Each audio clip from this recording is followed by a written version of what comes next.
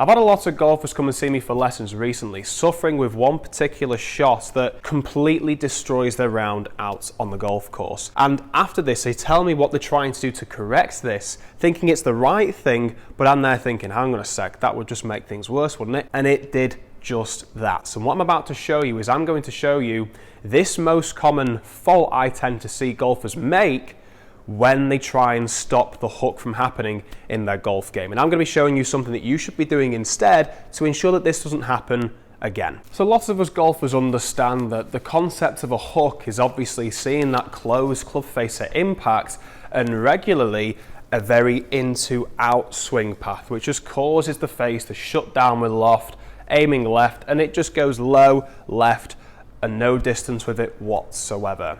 So what tends to happen is when golfers, especially when they play out on the golf course, they stand ready to hit this golf ball and they've seen a couple of shots go way to the left, especially now they stand on a tee where there's out of bounds on the left. They go, I do not want to go on this side of the golf course whatsoever.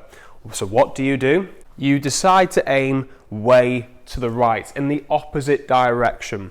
And when they do this, they aim their feet in that direction, and then subconsciously your mind's thinking, well, hang on a sec, I'm aiming too far to the right now. If I blast it straight and rip it in that direction, it's not going to be very, very good whatsoever. The ball's going to go on the right-hand side of the golf course, which we don't want as well. So when we set up to this, we end up swinging up to the top, slowing down, getting a little bit scared of going to the right or left, and then let those hands take care of the shot and flick it, which causes the ball to go miles further to the left. So they aim further right and it goes miles to the left. However, if they decide to commit to the shot, it's only going to go in one direction, way off to the right. So that's when someone that's struggling with the hook starts to see that two-way miss, as opposed to correcting the actual fault itself. So to correct the actual fault itself, we're going to be looking at three things in particular. I have taught a lot of golfers down here at the golf projects to stop this hook from happening in their golf game. We may notice a couple of draws, maybe a tiny little push as well, but it takes a few shots. It takes a bit of perseverance and discipline to be able to get these things right every single time. However, I can guarantee that if you continue to work on these three things, especially if you're suffering from the hooks, whether you're a left-handed player or a right-handed player, this will work for you. So just to kick things off with this, we want to be ensuring that we are aiming down our target line. Just like I mentioned in the previous video talking about how to stop that slice, we want to be ensuring that we're aiming directly down our target line. Not too far to the left to try and slice it back on the fairway, or too far to the right to try and allow this draw to take place, if not hook. We want to be ensuring that our club face is pointing down our target line, our feet are aligned to the target, and our shoulders as well.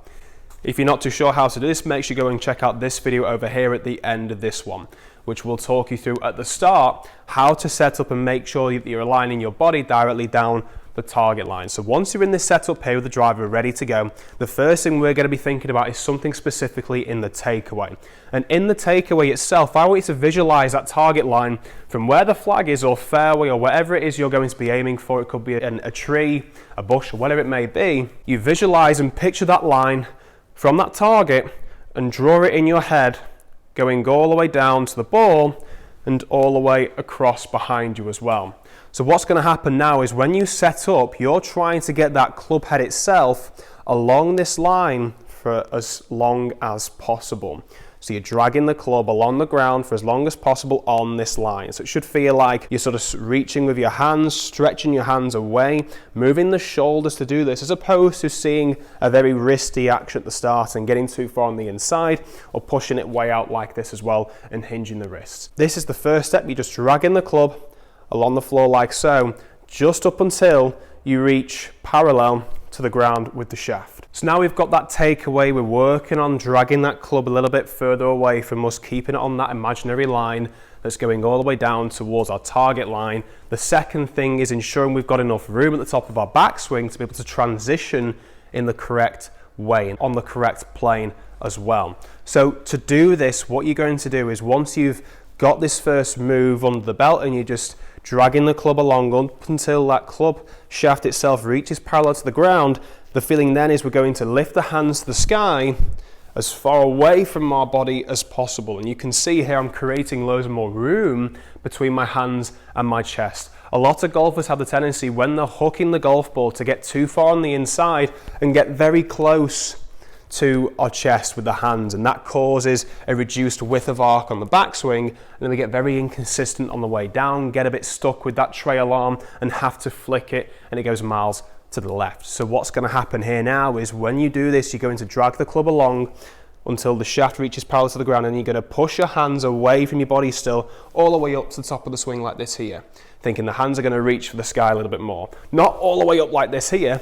We still want them to be a little bit more connected, but you will feel in a more solid position as opposed to loose and feeling like your hands are very much disconnected to the body. And the third thing is how we transition into the downswing now. Now we've given ourselves more room at the top of the backswing to be able to make this transition phase much easier and give ourselves more room without having to early release this club head and close it off and go to the left. Now we want to be ensuring that we're rotating our hips better and more out the way of this golf shot to help maintain that face angle, staying more square as we hit the golf ball, as opposed to stopping here and then letting the hands do the work. So you're going to get to the top of your swing, thinking of those two things, dragging the club along the floor up until the club reaches parallel to the ground, and then hands go nice and high at the top of the swing here. And the final thing is you're going to take your left hand, put it on your left hip, you're going to fire that out the way like so.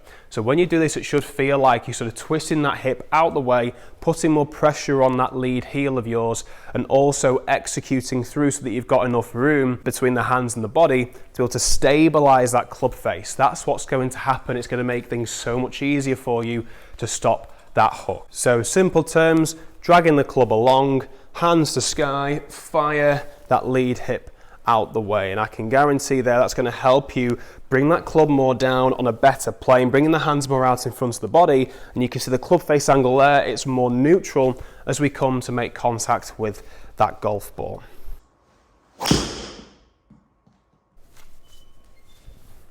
There we go, nice little draw as opposed to seeing that low snap hook to the left.